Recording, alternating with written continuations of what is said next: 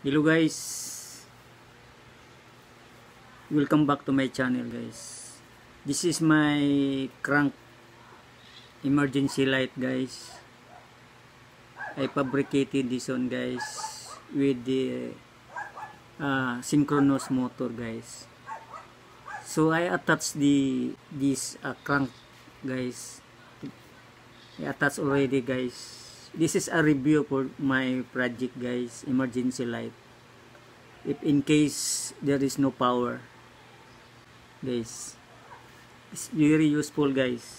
I will close the light so that we can see if it is useful.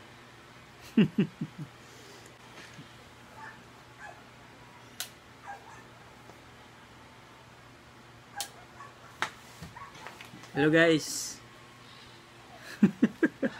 You see guys, it's very useful. You crank only guys, so you can see if there is run out guys, you can check your things with the exercise only guys. Crank, it's 220 volts guys. The synchronous motor can generate 220 volts guys. This light bulb is 3 watts, 223 watts guys, AC. You see guys,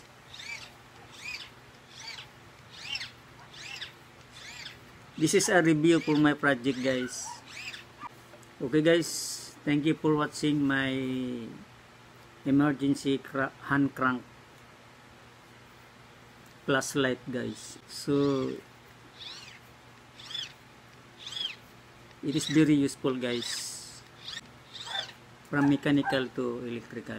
Only this one guys, only you crank, so it's very useful. 220 volts, 3 watts bulb.